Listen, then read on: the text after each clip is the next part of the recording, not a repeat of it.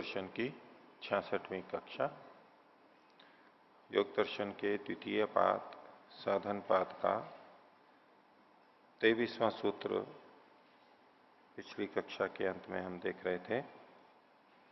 इसमें उन्होंने बताया कि स्वस्वामी शक्ति के अपने अपने स्वरूप की उपलब्धि का कारण हेतु ये संयोग है। अर्थात संयोग के होने पर ही आत्मा अपने स्वरूप को जान पाता है और संयोग होने पर ही आत्मा प्रकृति के स्वरूप को जान पाता है, कार्य जगत के प्रकृति से बने तत्वों को, संसार को जान पाता है। यदि आत्मा का प्रकृति के साथ संयोग ना हो तो ये जो दर्शन है, दोनों को जानना, वो नहीं हो पाएगा। मुक्त अवस्था के अंदर ईश्वर की सहायता से जो हम अपने को, परमात्मा को, प्रकृति को जानते हैं, उस विषय को अलग छोड़ के इधर जो बद्धावस्था है, जो बद्ध जीव हैं, उनकी दृष्टि से ये कथन यहां पर किया गया। और इन्होंने बताया था कि इस संयोग से ही जो दृश्य की उपलब्धि होती है, दृश्य को जो जाना जाता है, दृश्य के स्वरूप की उपलब्धि होती है और आत्मा के स्वरूप की उपलब्धि होती है। तो दृश्य की यानी स्व की उपलब्धि जब होती है, इसको भोग कहते हैं, और जो आत्मा के स्वरूप की उपलब्धि होती है यानी स्वामी के स्वरूप की उपलब्धि होती है, इसको अपवर्ग कहते हैं, छूट जाना कहते हैं। तो यहां भोग शब्द एक अलग अर्थ में बताया गया। जो भी हम जानते हैं संसार को, संसार के किसी भी विषय में कुछ भी हम जानते हैं, वो जानना आत्मा की दृष्टि से भोग है। सुख दुख भोग वाला भोग ना मान के इसको ज्ञान की दृष्टि से यहां पर कहा गया। दृश्य की जो भी उपलब्धि हो रही है, संसार को हम जो भी जान रहे हैं, वो ही भोग है। और ये योगी का भी होगा, जीवन मुक्त का भी होगा, सामान्य व्यक्ति का भी होगा, योगी भोगी दोनों का होगा। और इसको उस संदर्भ में भी देखिए कि न्याय दर्शन में बुद्धि की व्याख्या की गई। बुद्धि क्या है? बोले भोगो बुद्धि ही। बुद्धि भोग बुद्धि है। तो ये जो बुद्धि मतलब ज्ञान, दृश्य का जो ज्ञान होता है, ये भोग कहलाएगा। ये बुद्धि है, ये ज्ञान है। वहां जो बुद्धि शब्द का प्रयोग है, भोग इस अर्थ में है, क्योंकि आत्मा तो ज्ञान के रूप में ही बुद्धिस्त वृत्तियों को, ज्ञान को, प्रत्यय को ही ग्रहण करता है। वो सब का सब उसके लिए भोग की श्रेणी में आएगा। और जब केवल अपने स्वरूप का ज्ञान करता है तो वो अपवर्ग कहलाएगा। ये इन्होंने एक अलग संदर्भ में लक्षण दिया है। जबकि सामान्यतः हम संसार के विषयों का सुख की प्राप्ति के लिए उन्हीं को लक्ष्य बना करके जब उपयोग करते हैं, उसको भोग कहा जाता है। और जब ईश्वर को लक्ष्य बना करके संसार की वस्तुओं का प्रयोग करते हैं साधन के रूप में, तो उसको भोग नहीं कहा जाता, वो उपयोग कहलाता है। वो एक अलग दृष्टि से व्याख्या है। तो यहां तक का ये भाग हुआ था। पिछले पाठ में से किन्हीं को पूछना है तो पूछ सकते हैं। पूछ। आचार्य जी, सूत्र 23 में पहली पंक्ति भाष्य की, पुरुष स्वामी दृश्येन स्वेन दर्शनार्थम संयुक्त है। इसमें जो दृश्येन और स्वेन, इन दोनों का अर्थ एक ही बात है। दृश्येन स्वेन, स्वेन दृश्येन। दृश्य तो ये संसार हो ही गया, और ये संसार स्वस्वामी में से क्या है? स्व है या स्वामी है? स्व। तो ये स्वेन दृश्येन, स्वरूप दृश्य के द्वारा। स्वरूप। स्व, स्व मतलब वो अपना जो होता है, यानी ये वस्तुएं, मैं नहीं, मेरा। तो ये जो स्व है, ये संसार, ये धन, स्व का मतलब है धन, संपत्ति, साधन, ये सब चीजें स्व शब्द से आएंगी। तो स्वेन दृश्येन, ये दोनों एक ही चीज है। उसको केवल बताया जा रहा है कि ये जो दृश्य है वो किस रूप में है? स्व के रूप में। स्व है वो कौन है? ये दृश्य है। तो दृश्येन स्वेन, उसके साथ दर्शनार्थम संयुक्त है पुरुष। पुरुष उसको देखने के लिए उससे संयुक्त होता है। और कोई?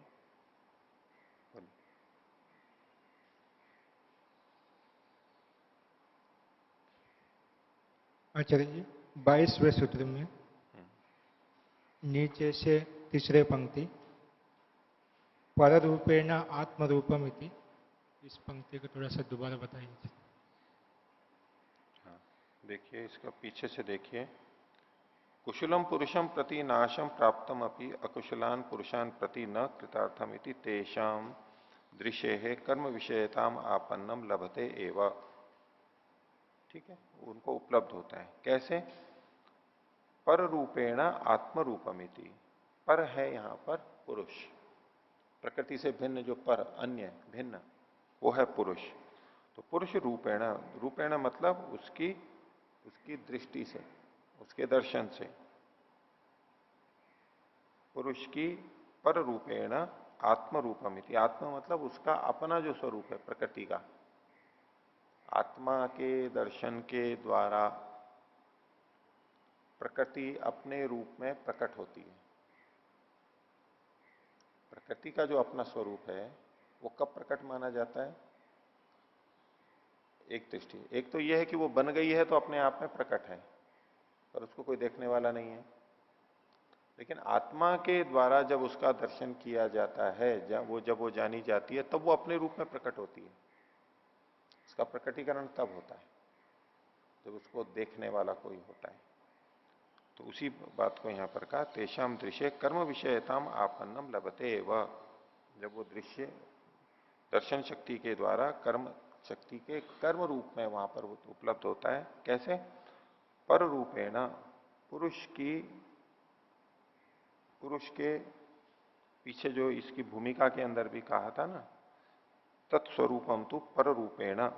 पर रूपेण मतलब पुरुष से दर्शनेन, पर रूपेण आत्मरूपम इति। आत्मरूपम हो गया अपने व्यक्त रूप में, कार्य रूप में, आत्मरूपम इति। दूसरे रूप में पुरुष के द्वारा वो प्रकट रूप में आता है। वस्तु कार्य रूप में आएगी तो वो प्रकट हो जाती है, एक दृष्टि से कहेंगे। दूसरा देखने वाला कोई हो या ना हो, वो अपने रूप में प्रकट हो गई। मिट्टी से घड़ा बनना था, वो बन गया, वो अपने रूप में है। ये एक दृष्टि हुई। दूसरा है कि वो प्रकट तब होगा जब कोई देखने वाला होगा उसको, नहीं तो वो घड़ा प्रकट प्रकट नहीं है।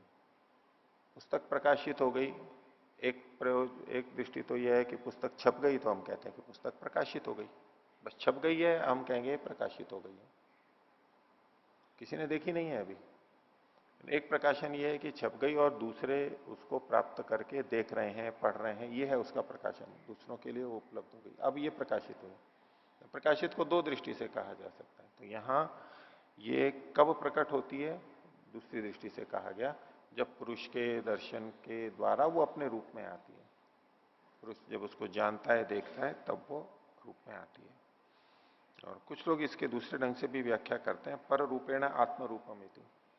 दूसरे भिन्न, अपने भिन्न रूप के साथ वो अपने रूप को प्रकट करती है। ये प्रकृति का अपना जो रूप है, स्वरूप है मूल प्रकृति का, वो अपने भिन्न रूप यानी कार्य के रूप में प्रकट होती है। वो भिन्न रूप में आ गई ऐसा। और किसी को बोलिए।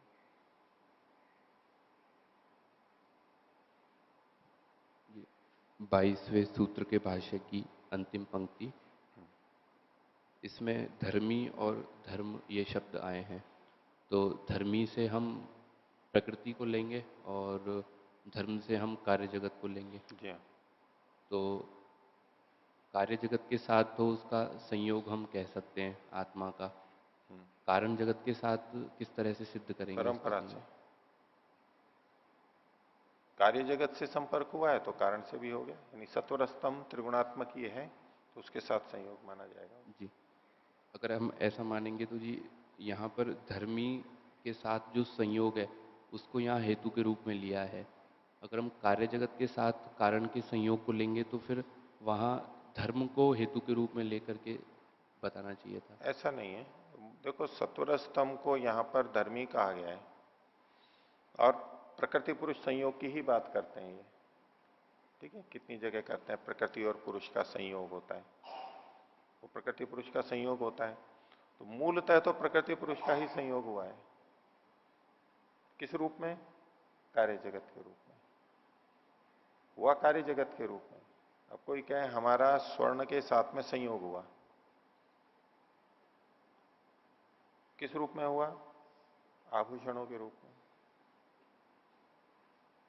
मनुष्य का सोने के साथ में संयोग हुआ, अब सीधे सीधे तो संयोग सोने से नहीं हो रहा है, आभूषणों के रूप में हो रहा है। तो पुरुष का सोने के साथ में संयोग है, क्यों? उसका संयोग होने से जो उसके जो धर्मी है उनके साथ भी संयोग माना जाता है, इस रूप में। ये कोई वचन दिया है, केवल मूल बात यहां पर थी कि धर्मी नाम अनादि संयोग, ये प्रकरण दिया, क्योंकि पीछे जो सारा कहा गया वो संयोग कहा गया है और मूल प्रकृति को कथन किया गया है।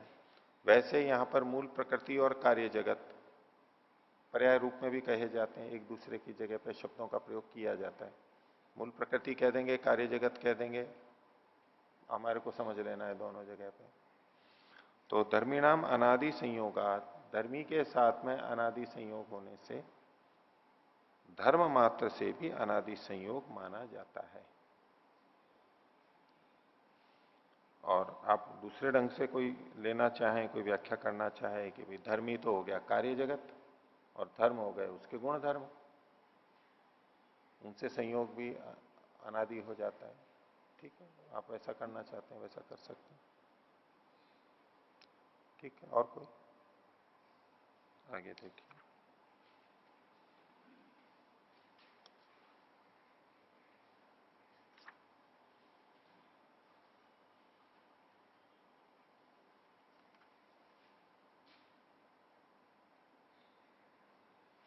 तो 23वें सूत्र का प्रारंभ हमने देख लिया था, भाष्य। अब यहां भोग और अपवर्ग दोनों की बातें वो तो बता दी। और ये जो संयोग है ये कब समाप्त होता है, इसकी चर्चा प्रारंभ की जा रही है। दर्शन संयोग यानी तो बंधन, एक तरह से संयोग दुख का कारण है, संयोग स्वस्वामी शक्ति की उपलब्धि का भी कारण है, दोनों बातें बताई गई। और ये संयोग है बंधन, तो बंधन से हमें छूटना है, ये कैसे छूटेगा? तो उस संदर्भ में विवेचना चलाई जा रही है। कहते हैं दर्शन कार्यावसाना संयोग। संयोग कैसा होता है? दर्शन रूपी कार्य के साथ अवसान को प्राप्त होने वाला होता है। दर्शन यानी ज्ञान, विद्या, ठीक ठीक ज्ञान हो जाना। उस ये जो एक कार्य है दर्शन कार्य, दर्शन हो जाना, इसके साथ साथ संयोग समाप्त होने वाला होता है, या दर्शन कार्य के द्वारा समाप्त होने वाला होता है ये संयोग। जब तक दर्शन नहीं होगा तब तक संयोग समाप्त नहीं होगा, जब तक ज्ञान नहीं होगा तब तक ये संयोग समाप्त नहीं होगा, चलता रहेगा, एक के बाद एक चलता रहेगा, मुक्ति नहीं हो पाएगी। तो संयोग कैसा है? दर्शन कार्य के द्वारा समाप्त होने वाला है, दर्शन होगा वो समाप्त हो जाएगा, अर्थात दर्शन उस संयोग की समाप्ति का कारण है। दर्शन कार्यावसान संयोग, ये एक वचन बताया, सिद्धांत बताया, इति, इस कारण से दर्शनम वियोगस्य कारणम उत्तम।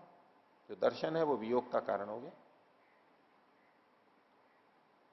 दर्शन से, ज्ञान से, ज्ञान के होने तक संयोग रहता है। इसका मतलब है दर्शन यानी ज्ञान हो गया तो क्या होगा? संयोग नहीं रहेगा, संयोग नहीं रहेगा तो क्या होगा? वियोग हो जाएगा। तो चूंकि दर्शन के होने तक संयोग बना रहता है, अर्थापत्ति दर्शन के होने पर संयोग नहीं रहता, अर्थात दर्शन वियोग का कारण है। बंधन से छूटने का कारण दर्शन है। तो दर्शनम वियोगस्य कारणम उक्तम, दर्शन को वियोग का कारण कहा गया है, कहा जाता है। आगे दर्शनम अदर्शन से प्रतिद्वंदी इति अदर्शनम संयोग निमित्तम उत्तम। दर्शन जो है वो अदर्शन का प्रतिद्वंदी है, ज्ञान अज्ञान का प्रतिद्वंदी है, विपरीत है, विरोधी है।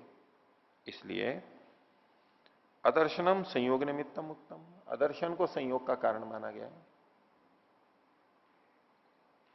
दर्शन वियोग का कारण है और दर्शन का विपरीत अदर्शन है, तो वियोग का विपरीत संयोग है। दर्शन वियोग का कारण है तो अदर्शन संयोग का कारण है। इसलिए इन्होंने कहा दर्शनम अदर्शन से प्रतिद्वंदी इति अदर्शनम संयोग निमित्तम उक्तम। अदर्शन को संयोग का कारण माना गया है।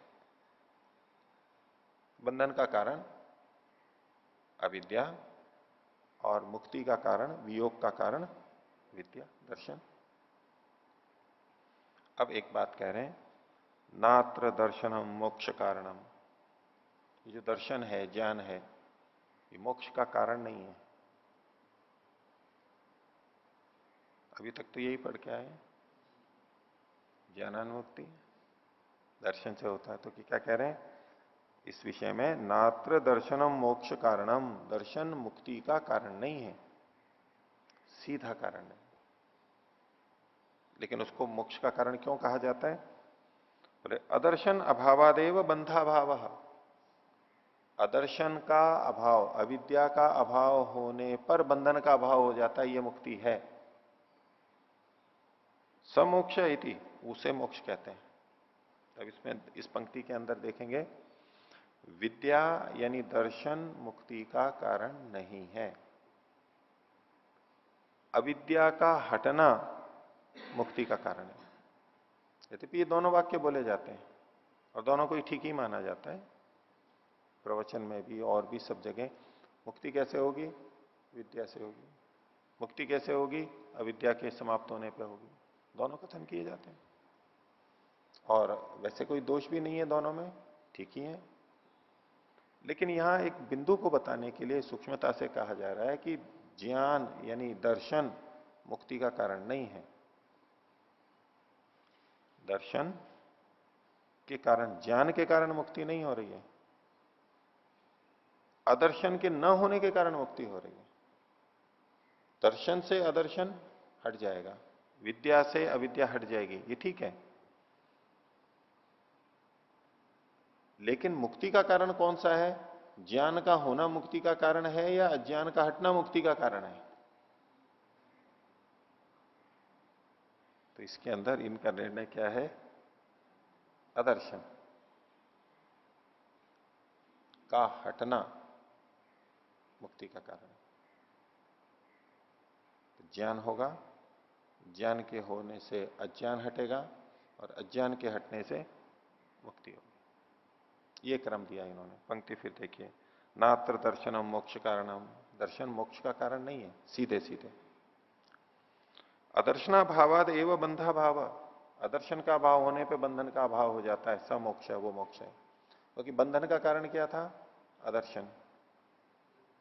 बंधन का कारण अदर्शन, अविद्या। तो बंधन के हटने का कारण अदर्शन का हटना। अदर्शन है तो बंधन है और अदर्शन नहीं है तो बंधन नहीं है, मुक्ति हो जाएगी। तो अदर्शन का हटना ये मुख्य बात है। आगे, दर्शनस्य भावे बंध कारणस्य अदर्शनस्य नाश। जब दर्शन हो जाता है, उसका भाव हो जाता है, विद्या आ जाती है, तो बंध कारणस्य अदर्शनस्य नाश। बंधन का कारण अदर्शन, अविद्या। बंधन से कारण से अदर्शन से नाश, उसका नाश भी हो जाता है। अविद्या आती है तो अविद्या हट जाती है, दर्शन आया तो अदर्शन हट जाता है। इत्यतो, इस कारण से दर्शनम ज्ञानम कैवल्य कारणम उत्तम। इसलिए दर्शन, दर्शन शब्द को ही आगे खोल दिया, ज्ञानम, वही विद्या, ज्ञान, शुद्ध ज्ञान, ये कैवल्य का कारण कह दिया जाता है, वास्तव में नहीं है। ये कहने में दोष नहीं है, लेकिन इसको परंपरा से, क्योंकि दर्शन से, ज्ञान से अज्ञान हटता है, इसलिए दर्शन को, ज्ञान को मुक्ति का कारण कहा जाता है। मूलतः वो कारण नहीं है, तत्काल पूर्व वाला कारण नहीं है। इसीलिए जो हम लोक के अंदर देखते हैं कि ज्ञान तो हो गया, ज्ञान का मतलब कुछ पढ़ लिया, समझ लिया, कुछ बातें आ गई, लेकिन स्थिति प्राप्त नहीं हो रही है। कारण उस ज्ञान से जो अज्ञान हटना था वो नहीं हटा है। सूचना तो आ गई, अविद्या नहीं हटी है वो। और दूसरे ढंग से इसको यूं भी समझाया जाता है कि वास्तव में ज्ञान आया ही नहीं है अभी। कि ज्ञान आ जाता तो अज्ञान हट ही जाता। लेकिन ज्ञान दो तरह से, एक हम ग्रंथ पढ़ के, प्रवचन सुन के, विचार के, कुछ हमने विचारा है, लेकिन जो उस ज्ञान के कारण से अविद्या हटनी चाहिए थी, अदर्शन हटना चाहिए था, वो नहीं हटा है। यूं देख लिया हमने, समझ लिया कि सांसारिक सुखों में दुख है, काम क्रोध लोभ मोह ये हमारे दुख के कारण है, परिग्रह हमारे दुख का कारण है, ये तो जान लिया हमने। लेकिन ये सब चीजें हितकारी जिस अविद्या के कारण दिखाई दे रही हैं, वो अविद्या तो नहीं हटी है अभी। इसलिए स्थिति नहीं प्राप्त होती, मुक्ति नहीं होती। तो अगर इन दोनों में तुलना की जाए कि दर्शन मुक्ति का कारण है या अदर्शन मुक्ति का कारण है, अदर्शन का हटना मुक्ति का कारण है, दोनों में की जाए, सामान्य रूप से दोनों कहा जा सकता है, लेकिन जब दोनों में ही हो कि इनमें से मुख्य कौन सा है, तो अदर्शन का हटना ये मुक्ति का कारण है। अविद्या हटनी चाहिए, उस बात की तरफ यहां संकेत किया। तो ये अदर्शन क्या है? अदर्शन क्या है ये?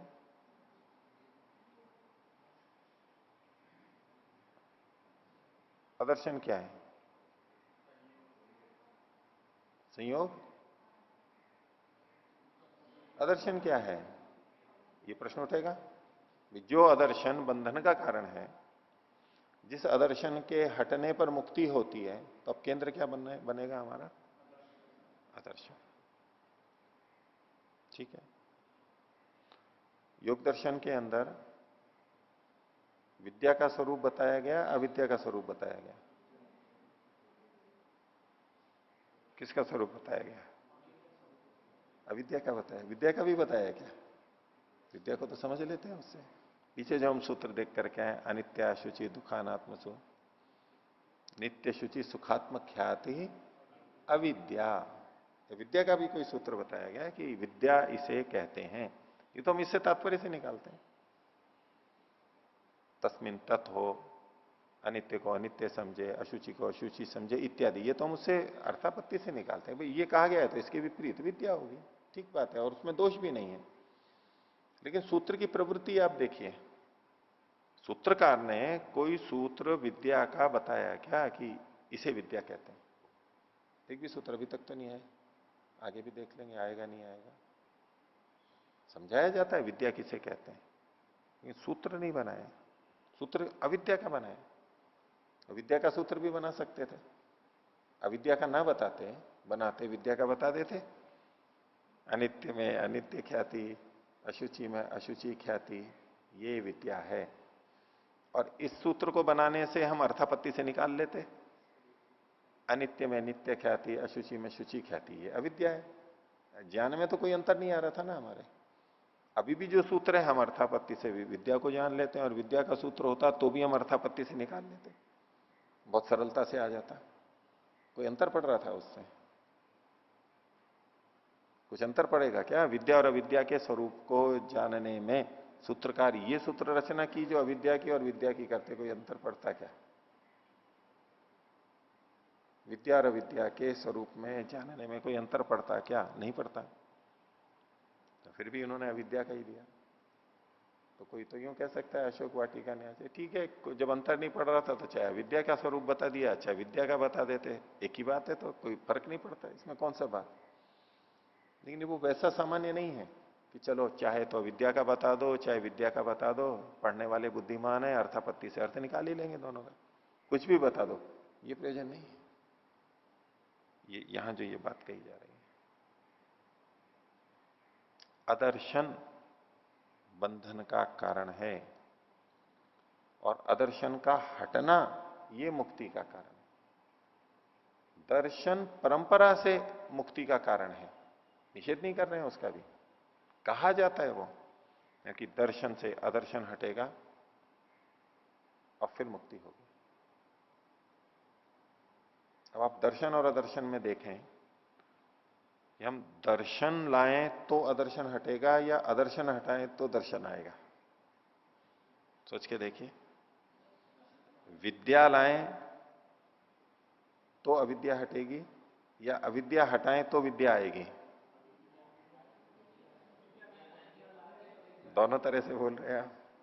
रणजीत जी कह रहे हैं अविद्या हटेगी तो विद्या आएगी। एक तो ये कहा, और कुछ कह रहे हैं कि विद्या आएगी तो अविद्या हटेगी। विचारने की बात है, एक छोटी सी बात है वैसे ये, लेकिन साधना की दृष्टि से और इस विषय को समझने के लिए दोनों में अंतर, दृष्टि भेद हो जाता है।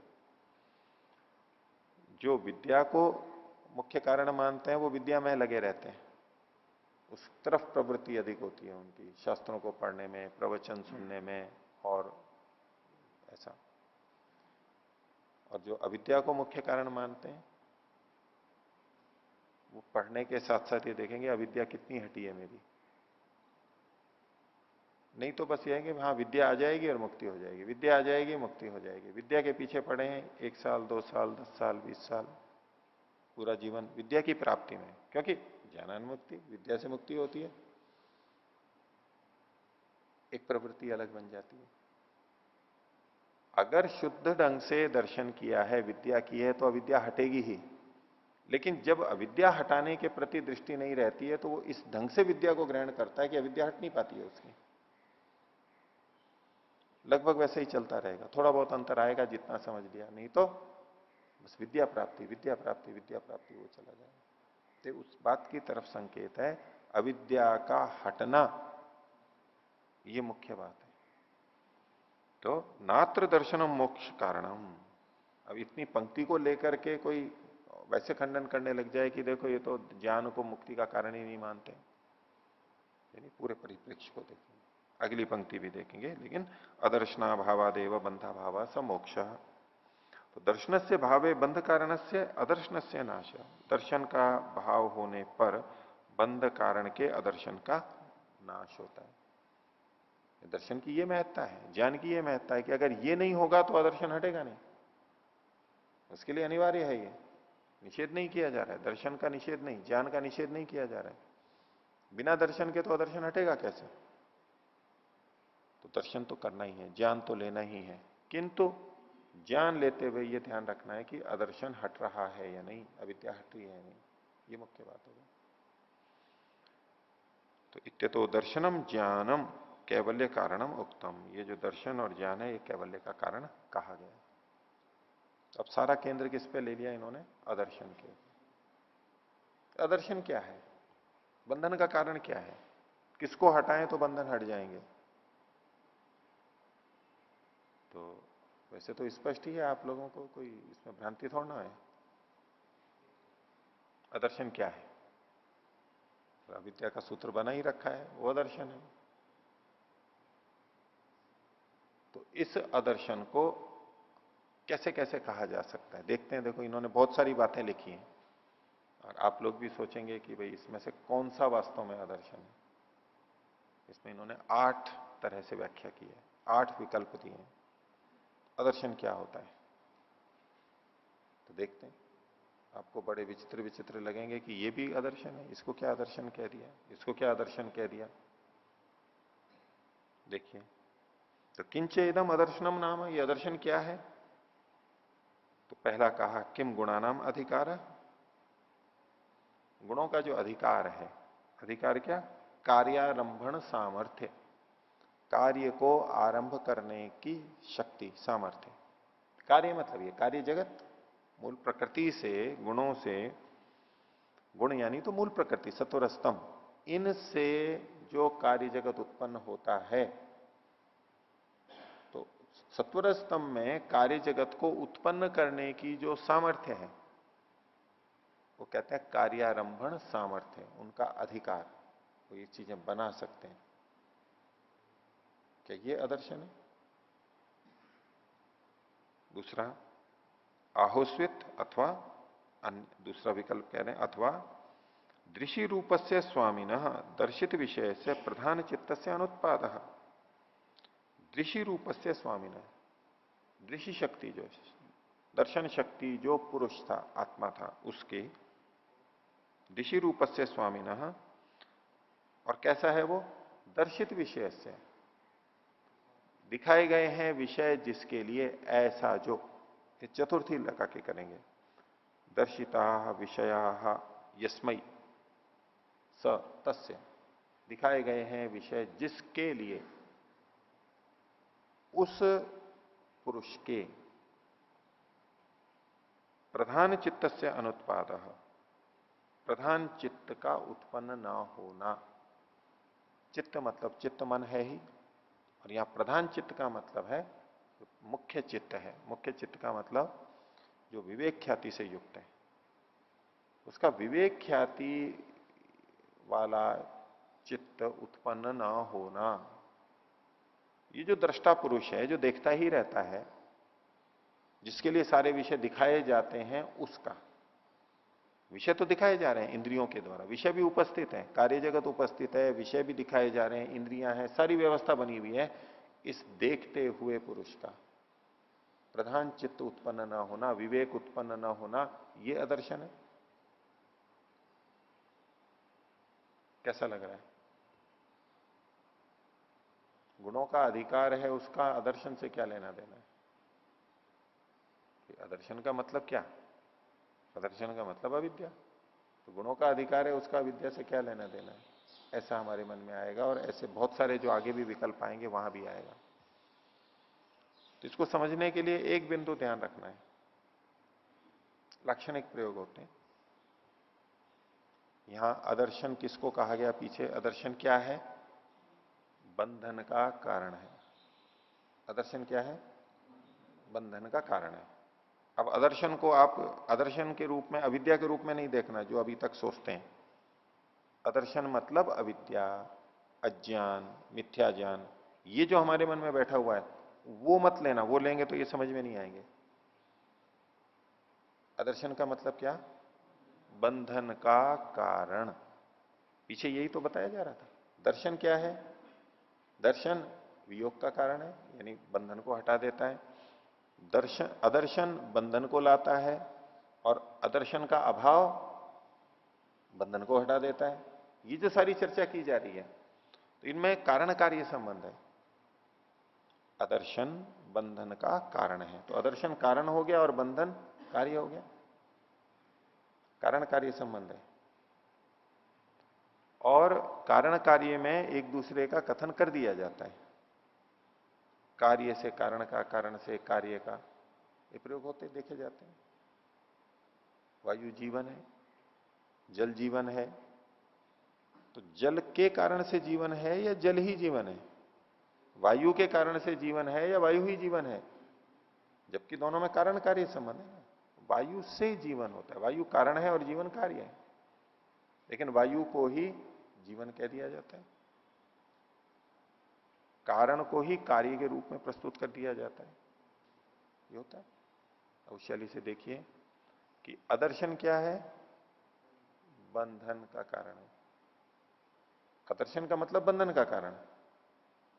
तो अब आदर्शन शब्द को, यदर्शन शब्द का जो योग रूढ़ी अर्थ है अज्ञान, मिथ्या ज्ञान, वो नहीं लीजिए। आदर्शन को लीजिए, यहां जो अर्थ बताया जा रहा है बंधन का कारण। तो अब ये जो प्रश्न है, किंच इदम आदर्शनम नाम, ये आदर्शन क्या है? अब इसकी जगह वाक्य ये ले लीजिए कि बंधन का कारण क्या है। बंधन का कारण क्या है? अब इसको देखिए, किम गुणानाम अधिकार है। ये जो गुण थे सत्वर स्तंभ, इनका कार्यारंभन सामर्थ्य है कि कार्य रूप में बदल सकते हैं क्या? यही हमारे बंधन का कारण है। अगर सत्वर स्तंभ त्रिगुण कार्य रूप में न बदले तो क्या बंधन हो सकता है हमारा? नहीं हो सकता है। तो बंधन का कारण है या नहीं है? सत्वर स्तंभ का त्रिगुणों का कार्य रूप में आना, त्रिगुणानाम अधिकार है, त्रिगुणों का जो अधिकार है कार्य रूप में ये बदलते हैं, अगर ये नहीं हो तो बंधन हो सकता है क्या? नहीं हो सकता। इसलिए ये भी आदर्शन है। बंधन का कारण हुआ, बंधन का कारण है या नहीं है? घड़ा बन रहा है, घड़े के बनने में बहुत सारे कारण हो सकते हैं ना। मिट्टी भी कारण है, पानी भी कारण है, कुम्हार भी कारण है, चाक भी कारण है, और भी चीजें जोड़ सकते हैं।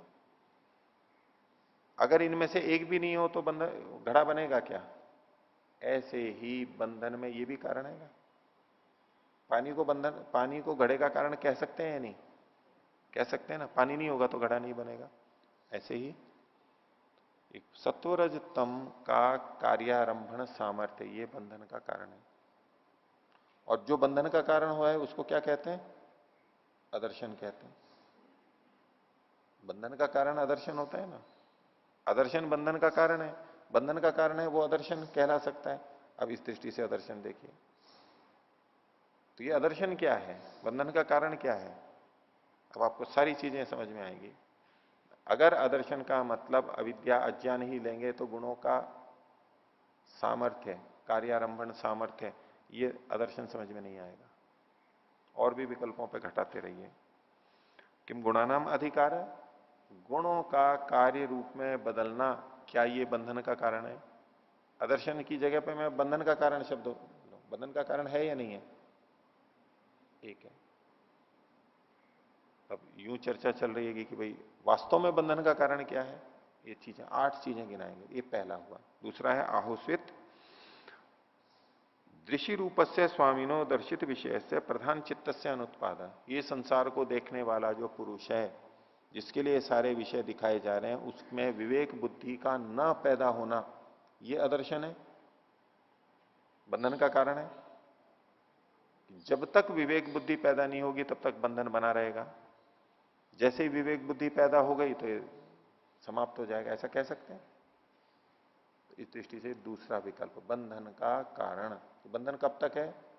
जब तक विवेक बुद्धि प्रधान चित्त का उत्पत्ति नहीं हो जाती, तब तक के लिए है। शुद्ध बुद्धि की, शुद्ध ज्ञान की उत्पत्ति नहीं हो जाती।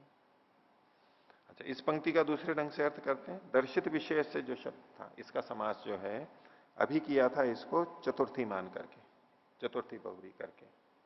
दर्शिता विषया यस्मई, दर्शित विषय तस्य दर्शित विषय से।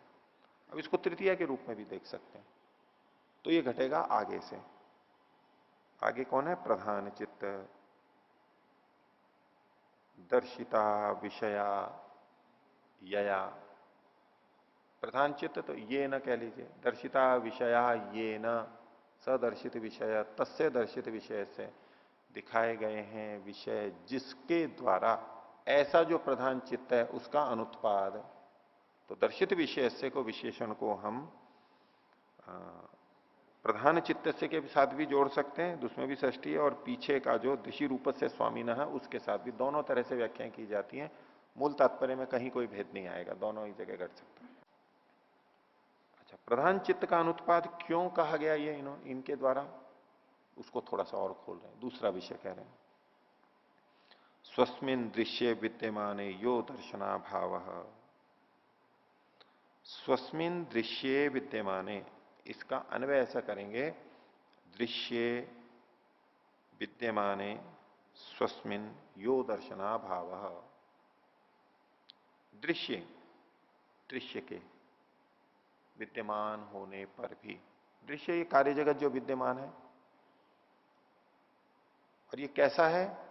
ये स्व है। स्व और स्वामी दो शब्द आए थे, स्व और स्वामी दो शब्द आए थे। स्व का मतलब जो हमारा बना हुआ है, यानी वही संसार दृश्य।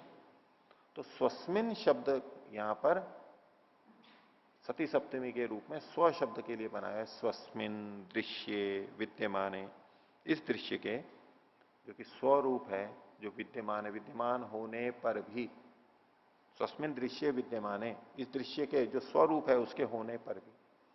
आप सीधे भी लगा सकते हैं स्वस्मिन दृश्य विद्यमाने, यदि अर्थ स्पष्ट है तो इस क्रम से भी लग जाएगा, नहीं तो दृश्य विद्यमाने, कैसा दृश्य? स्वस्मिन, अथवा दृश्य स्वस्मिन विद्यमाने, स्वस्मिन दृश्य विद्यमाने, स्वरूप दृश्य के होने पर भी। नहीं है तब तो कोई बात ही नहीं है। विद्यमान होने पर भी दर्शनाभाव, दर्शन का भाव हो जाना, उनका ठीक ठीक रूप पता ना लगना। वस्तु है लेकिन हमें ज्ञात नहीं हो रही है, क्या इसका नाम अदर्शन है? क्या ये बंधन का कारण है? वस्तु ना हो और हमें पता ना लग रही हो, इसको तो कोई अदर्शन नहीं कहेगा। वस्तु है ही नहीं तो हमें पता भी नहीं लग रही है, ठीक है, ये तो सत्य ज्ञान है। जो वस्तु नहीं है और उसको हम नहीं के रूप में ही जान रहे हैं कि ये यहां नहीं है, तो उसमें मिथ्या क्या हुआ? वस्तु के होते हुए भी उसका ठीक ठीक ज्ञान न होना, ये दर्शन का अभाव है। दर्शन का अभाव है मतलब अदर्शन है। तो प्रधान चित्त का अनुत्पाद जो कहा गया उसको खोला जा रहा है कि जो ठीक ठीक विवेक है, इस संसार की वस्तुएं हैं, विद्यमान हैं, विद्यमान होते हुए भी उनको ठीक ठीक न जान पाना, विवेक युक्त बुद्धि से न देख पाना, ये अदर्शन है। जब तक संसार की वस्तुओं को, विद्यमान वस्तुओं को हम यथार्थ रूप में नहीं देखेंगे, तब तक बंधन बना रहेगा। और जैसे ही इनको यथार्थ रूप में देख लिया, बंधन का अभाव हो जाएगा। तो ये एक अलग विकल्प है। अदर्शन क्या है? तो आहुस्वित दृषि रूप से स्वामिनो दर्शित विषय से प्रधान चित्त से अनुत्पाद, इसी को आगे खोला, स्वस्मिन दृश्य विद्यमान यो दर्शनाभाव, वस्तु के होते हुए भी उसका ज्ञान ना होना, ठीक ठीक ज्ञान ना होना, ये दर्शनाभाव है, यानी अदर्शन है। क्या ये अदर्शन है? ये दूसरी बात है। बंधन के कारण की दृष्टि से ये ठीक है, जब तक ये रहेगा बंधन का कारण रहेगा। अदर्शन यानी बंधन का कारण, दूसरी बात होगी। तीसरा, किम अर्थवत्ता गुणानाम, गुणों की अर्थवत्ता, अर्थ कहते हैं प्रयोजन, प्रयोजन होता है पुरुष का, चेतन का। तो गुणों की अर्थवत्ता, सत्वर स्तंभ प्रकृति और प्रकृति से जुड़ा हुआ कार्य जगत, वो सब इसमें अंतर्भावित हो गए। मूल को कह दिया तो सब आ जाएंगे। तो गुणों की अर्थवत्ता यानी गुणों का, सत्वर स्तंभ का पुरुष के प्रयोजन वाला बना रहना, क्या ये बंधन का कारण है? क्या ये आदर्शन है? अब इस पे केवल आदर्शन यानी अविद्या लेंगे तो ये तो बैठेगा नहीं यहां पर। गुणों की अर्थवत्ता का अज्ञान अविद्या से क्या लेना देना है? कुछ भी नहीं। लेकिन आदर्शन यानी बंधन का कारण। जब तक गुणों में अर्थवत्ता बनी रहेगी, वो साधिकार रहेंगे, हमारा जीव का प्रयोजन पूरा नहीं कर देते, तब तक वो छोड़ने वाले नहीं है, बंधन बना रहेगा। और जब भोग और अपवर्ग रूपी अर्थ प्रयोजन पूर्ण हो गए, बस ये हट जाएंगे, मुक्ति हो जाएगी। तो आदर्शन का ये स्वरूप क्या हुआ? किम अर्थवत्ता गुणानाम, गुणों की अर्थवत्ता, गुणों का अभी प्रयोजन वाला बना रहना, भोग और अपवर्ग को देने वाला बना रहना, भोग और अपवर्ग का पूरा ना होना, क्या ये आदर्शन है? यानी बंधन का कारण है। इसको भी हम कह सकते हैं हाँ ये भी बंधन का कारण है। मना कर सकते हैं क्या? जब तक आत्मा का भोग बाकी है और अपवर्ग की प्राप्ति नहीं हुई है, लक्ष्य की प्राप्ति नहीं हुई है, तब तक बंधन रहेगा। भोग पूरे हो गए और मुक्ति को प्राप्त कर लिया तो प्रकृति हट जाएगी, बंधन हट जाएगा। तो इस दृष्टि से यह बंधन का कारण है, कहा जा सकता है ना, कोई आपत्ति नहीं। तो किम अर्थवत्ता गुणानाम, ये तीसरा हुआ। चौथा, अथ अविद्या, क्या अविद्या ये आदर्शन है? अब ये वो अविद्या आ रही है जो हम प्रचलित में मानते हैं, मिथ्या ज्ञान, विपरीत ज्ञान, जिसको हम आदर्शन के लिए इसी अर्थ को लेते हैं, इस चौथे वाले को, प्रचलित अर्थ यही। तो इसमें फिर खोज की जाती है कि 8 हैं, 8 में से आदर्शन वास्तव में कौन सा है? तो इस अविद्या को ही बताया जाता है। ये अविद्या ही तो आदर्शन है, बाकी चीजें तो आदर्शन दिखाई नहीं देती हैं उनको। आदर्शन यानी अविद्या ही मान रखा है पहले से, तो ये चौथा आएगा विकल्प, यही दिखाई देगा। इन 8 में से वास्तव में कौन सा है आदर्शन का लक्षण? बोले ये अविद्या है। ठीक है, तो ये अविद्या। अब इसको दूसरे ढंग से देखिए, आदर्शन यानी बंधन का कारण, तो अविद्या भी बंधन का कारण है। जैसे पीछे की 3 चीजें बताई गई थी वो भी बंधन के कारण थे, कोई निषेध कर सकता है क्या कि ये बंधन के कारण नहीं है? ऐसे ही अविद्या भी बंधन का कारण है, इसका भी कोई निषेध नहीं कर सकता। तो अथ अविद्या, ये चौथा बात हुई। इस अविद्या को थोड़ा और आगे खोल रहे हैं। अविद्या के बाद अल्प विराम लगा सकते हैं, अथ विद्या। कैसी? स्वचित्तेन सह निरुद्धा स्वचित्त से उत्पत्ति बीजम। अपने चित्त के साथ में जो निरुद्ध है, बंधी हुई है, चित्त में रहती है अविद्या, पीछे आया है। ये जो सारी चीजें हैं अविद्या आदि कहां रहती है? चित्त में रहती है, आत्मा में नहीं, चेतन में नहीं, चित्त में रहती है। तो स्वचित्तेन सह निरुद्धा, अपने चित्त के साथ में निरुद्ध। स्व मतलब किसके? आत्मा के। आत्मा का जो अपना जिसका जो चित्त है, उसकी अपने अपने संबंधित चित्त में उसकी अविद्या विद्यमान है। तो स्वचित्तेन सह निरुद्धा, उसके साथ विद्यमान है। और स्वचित्त से उत्पत्ति बीजम, और वो अपने चित्त की उत्पत्ति का कारण भी है। एक स्वचित्तेन सह निरुद्धा का एक मतलब है कि जब चित्त प्रलय अवस्था में समाप्त होता है तो अविद्या रहती है, आगे फिर आएगी। अब वो उस अविद्या के कारण ही फिर से चित्त का निर्माण होगा उसका। अपने चित्त की उत्पत्ति का बीज, उसको जो चित्त मिलता रहेगा, उसका कारण कौन है? मूल कारण क्या है? अविद्या है। कर्म को नहीं कहा जा रहा है, ध्यान देना। कर्म के अनुसार बहुत सारी चीजें मिलती हैं, लेकिन मूलतः जो चित्त हमें मिला है, जो कि बंधन का कारण है हमारे, उसका कारण अविद्या है। तो अथ अविद्या कैसी? स्वचित्तेन सह निरुद्धा स्वचित्त से उत्पत्ति बीजम, अपने चित्त की उत्पत्ति का बीज है। चित्त बन गया, हमारे साथ रहेगा और हम बंधन में रहेंगे। ये चौथा कारण बताया। प्रश्न ये था किंच इदम अदर्शनम नाम, ये अदर्शन कौन सा है? जो कि बंधन का कारण है, और जिस अदर्शन के हटने पर मुक्ति हो जाती है, वो अदर्शन क्या है? तो चार बातें यहां तक होगी। आगे देखिए। किम स्थिति संस्कार क्षय गति संस्काराभिव्यक्ति है। ये प्रकृति के बारे में कहा जा रहा है। स्थिति संस्कार और एक है गति संस्कार, दो शब्द दिए हैं। स्थिति संस्कार का क्षय होने पर, सत्वर स्तंभ जब मूल प्रकृति की अवस्था में, अव्यक्त अवस्था में रहते हैं, सम अवस्था में रहते हैं, वो है स्थिति संस्कार। रुके हुए हैं बस वैसे। उस स्थिति संस्कार का तो क्षय हो जाए, यानी प्रकृति अपनी साम्य अवस्था को तो छोड़ दे। स्थिति संस्कार का क्षय होना।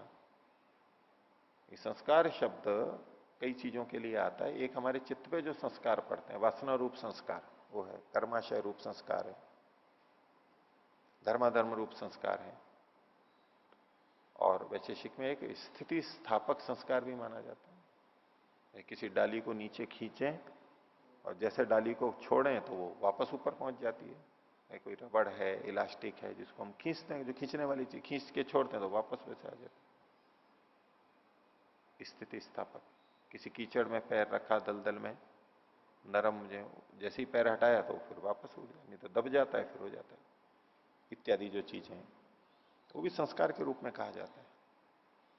तो यहां मूल प्रकृति का एक संस्कार, स्थिति संस्कार, साम्य अवस्था, वो बनी हुई है अभी, उसका क्षय हो गया। तो स्थिति संस्कार का क्षय होने पर क्षय गति संस्कार अभिव्यक्ति, गति संस्कार का प्रकट हो जाना।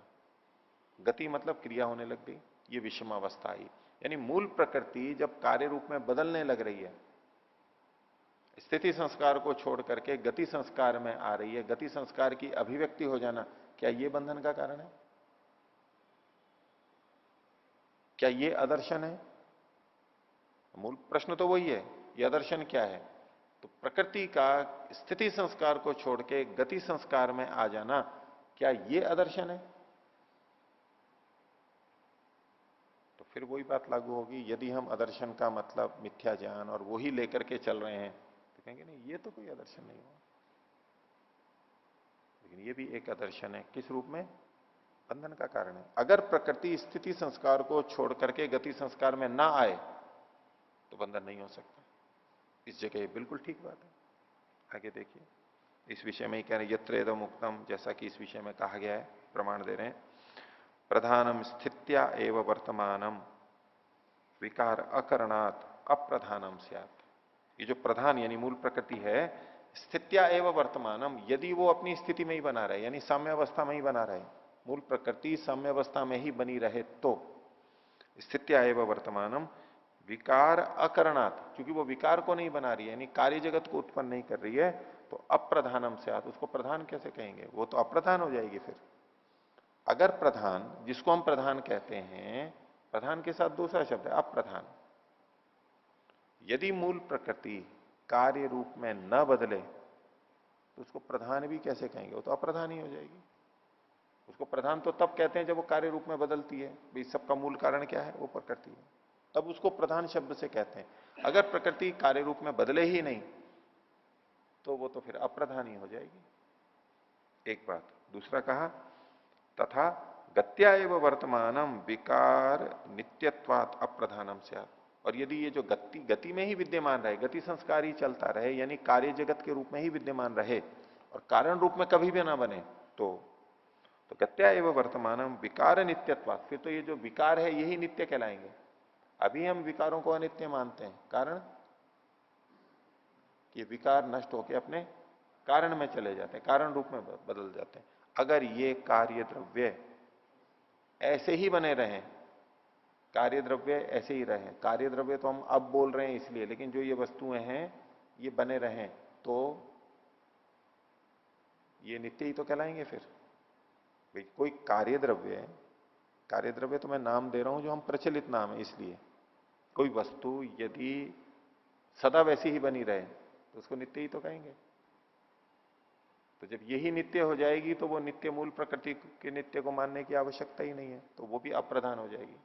तो दो दृष्टि से कथन किया गया। यदि मूल प्रकृति अपने स्थिति में ही रहती है तब भी वो प्रधान नहीं कहलाएगी, वो अप्रधान हो जाएगी। और यदि कार्य जगत कार्य रूप में ही रह जाए तो भी वो मूल प्रकृति प्रधान नहीं कहला सकती, वो अप्रधान हो जाएगी, उसका कोई मानने की जरूरत ही नहीं है फिर तो, ये तो यही नित्य हो जाएगी। तो तथा गत्या एवं वर्तमानम विकार नित्यत्वात् अप्रधानम स्यात् उभयथा चास्य प्रवृत्ति ही प्रधान व्यवहारम लभते नान्यथा। दोनों ही तरह से, अर्थात ये कारण रूप में स्थिति रूप में भी रहती है और गति रूप में यानी कार्य रूप में भी आती है। दोनों तरह रहने से उभयथा चास्य वृत्ति, दोनों तरह से इसका व्यवहार देखा जाता है। तब प्रधान व्यवहारम लभते, तब मूल प्रकृति को प्रधान शब्द से कहा जा सकता है, नान्यथा नहीं तो इसको प्रधान कहा ही नहीं जा सकता। स्थिति रहे या गति रहे, कोई सा अगर एक है तो प्रधान को प्रधान नहीं कहा जा सकता। आगे कारणांतरेषु अपि कल्पितेषु एषः समान चर्चा। कल्पितेषु एव नहीं है, कल्पितेषु एष होगा तो ठीक है। अन्य कारणांतर, या करणांतर लिखा हुआ होगा कईयों के, कारणांतर, कारणांतर को माने तो भी, कारणांतर मतलब प्रधान से भिन्न अगर कोई कारण मान ले तो भी, ये तो प्रधान को मूल प्रकृति को मान करके कथन किया गया। कोई कहे कि नहीं प्रधान नहीं और कोई कारण है ऐसा मान लेंगे तो भाई ठीक है दूसरा कारण मान लो। तो कारणांतरेषु अपि एषः, ये समानश्चर्चा, ये जो चर्चा की गई है स्थिति और गति संस्कार को लेके, वो तो वहां भी रहेगी। आप कुछ भी मान लो, इसको नहीं मानो दूसरे को मानोगे, प्रश्न तो वहां भी खड़ा होगा। ये हुआ पांचवा। तो प्रकृति का प्रधान का गति संस्कार को, स्थिति संस्कार को छोड़ के गति संस्कार में आना, क्या ये अदर्शन है? अर्थात क्या ये बंधन का कारण है? तो माना जाएगा ना, हाँ ये भी बंधन का कारण है। आगे छठा, दर्शन शक्ति एवं अदर्शनम इत्येके। कुछ लोग ये मानते हैं कि ये जो दर्शन शक्ति है यानी देखने की शक्ति है, ये जो आत्मा है, ये दर्शन शक्ति, यही अदर्शन है। वैसे तो हम विपरीत समझते हैं ना, जो दर्शन है वो अदर्शन कैसे हो जाएगा? विपरीत होगा। जो दर्शन है वो अदर्शन नहीं हो सकता है। यहां क्या कहा गया? दर्शन शक्ति एवं अदर्शनम। ये जो दर्शन शक्ति है, जो देखने की शक्ति है, देखने की सामर्थ्य है, बोले यही अदर्शन है। जो हमारा देखना है यही मिथ्या ज्ञान है, यही अदर्शन है। तो दर्शन शक्ति रेवा दर्शनम इति एक, ऐसा कुछ लोग मानते हैं। क्यों? आगे का वचन दिया, विपरीत अल्प विराम में ले लेंगे। प्रधान से आत्मख्यापनार्था प्रवृत्ति ही, प्रधान की यानी मूल प्रकृति की आत्मख्यापनार्था यानी अपने रूप को बताने की प्रवृत्ति है इसकी। प्रकृति की, प्रधान की आत्मा के यानी अपने रूप के ख्यापन के लिए प्रवृत्ति होती है। वो अपने रूप को दिखाना चाहती है, प्रकट करना चाहती है। जैसा कि इसी बात को बताते हुए सांख्य दर्शन में जो कहा कि प्रकृति कब निवृत्त हो जाती है, वो नर्तकी बत एक उदाहरण दिया। नर्तकी अपने नृत्य को दिखाना चाहती है, जब उसने दिखा दिया और लग गया कि लोगों ने देख लिया है, निवृत्त हो जाएगी मंच से। ये प्रकृति भी, प्रधान भी अपने को दिखाने के लिए आई है। ये चाहती है कि लोग मेरे को देख लें, ये उसकी प्रवृत्ति। वो दिखाने के लिए आएगी, प्रकृति दिखाने के लिए आएगी। वही सन्निधि मात्र से उपकार, अयस्कांत मणिकल्प, वो सारी चीजें देखें। आत्मा नहीं भी देखना चाहेगा, दिखाने के लिए आएगी, वो प्रकट होगी। हम देखें ना देखें, वो आएगी, दिखाने के लिए परिवर्तित होगी, कार्य रूप में आएगी। हमारे को शरीर मिल गया है, हमारे को चीजें दिखाई देंगी, प्रकट होगी। वो अपने को दिखाने को उद्यत है, दिखाना चाहती है। और जब तक हम इसको ठीक नहीं देखेंगे, तब तक इससे मुक्त भी नहीं होंगे। जब इसको ठीक देख लिया, इससे मुक्त हो जाएंगे। तो प्रधान की अपने को ख्यापन करने की प्रवृत्ति होते इति श्रुते है, ऐसी श्रुति है, ऐसा वचन कहीं का है। प्रधान से आत्मख्यापनार्थ प्रवृत्ति, इसको विपरीत अल्पविराम में लेंगे। अब इसको खोल रहे हैं अभी आगे। और सर्वबोध्य बोध समर्थ प्राक प्रवृत्ति है पुरुषो न पश्यति, अल्पविराम। सब जानने योग्य चीजों को जानने में समर्थ, सर्व सब, बोध्य है मतलब जानने योग्य, बोध यानी ज्ञान में समर्थ। सब जानने योग्य चीजों को जानने में जो समर्थ है, कौन? वो है पुरुष, चेतन। प्राक प्रवृत्ति है ना पश्यति, प्रधान की प्रवृत्ति से पहले देख ही नहीं सकता है। चेतन आत्मा सब जानने योग्य चीजों को जानने में समर्थ होते हुए भी, उसकी अपनी शक्ति है, सामर्थ्य स्वाभाविक है, तो भी जब तक प्रधान की प्रवृत्ति नहीं होगी, प्रधान जब कार्य रूप में आएगा नहीं, प्रवृत्ति मतलब कार्य रूप में आना, जब तक मूल प्रकृति कार्य रूप में नहीं आएगी तो आत्मा इसको देख ही नहीं सकती। जबकि इस सबको देखने की सामर्थ्य है उसमें। तो आत्मा इस सबको देख सके, उसके लिए प्रधान का कार्य रूप में आना यह आवश्यक है। तो सर्वबोध्य बोध समर्थ प्राक प्रवृत्ति पुरुषो न पश्यति। आगे सर्व कार्य करण समर्थम, कारण हो तो करण कर लेना। सर्व कार्य करण समर्थम दृश्यम, ये जो दृश्य है ये सब कार्यों को करने में समर्थ है। आत्मा सब जानने योग्य को जानने में समर्थ है और प्रकृति सब कार्यों को करने में समर्थ है। जो कार्य जगत है सर्व कार्यों को करने में समर्थ दृश्य, तदा न दृश्यते, तब वो दिखाई नहीं देता है, वो दृश्य भी दिखाई नहीं देता है। इति, ऐसा। इसलिए ये जो दर्शन शक्ति है, जब हम देखते हैं तभी तो मिथ्या ज्ञान आता है, नहीं तो कहां से आएगा? अगर कोई ना देखे ना जाने, आत्मा वैसे ही पड़ा रहे, तो उसमें मिथ्या ज्ञान कहां से आएगा? ये मिथ्या ज्ञान कब से शुरू होता है? जब देखने से होता है। तो इसलिए जो शुरू में कहा दर्शन शक्ति रहे वह अदर्शनमिति एक है। अगर आत्मा देखे ही नहीं शुरू से ही, प्रलय से मुक्ति से जब आया है तब देखे ही नहीं, तो अदर्शन आएगा क्या उसको? तो बोले ये अदर्शन का कारण ये दर्शन शक्ति ही है हमारी। ये सारी की सारी अविद्या मिथ्या ज्ञान तो तभी तो आया संसार को देखने से। संसार सुखमय दिखाई देता है तभी तो आया जब संसार को हमने देखा, तभी तो ये मिथ्या ज्ञान आया। तो दर्शन शक्ति ही मिथ्या ज्ञान है। दर्शन शक्ति नहीं होती तो मिथ्या ज्ञान आता ही नहीं। तो दर्शन शक्ति भी मिथ्या ज्ञान का कारण हो गई। देखने की शक्ति, आत्मा स्वयं बंधन, इसका कारण हो गई। ये एक विकल्प बताया, ये छठा कारण बताया। तो आज का पाठ इतना ही रखते हैं, आगे के कारणों पे और विचार करेंगे। प्रणव ध्वनि।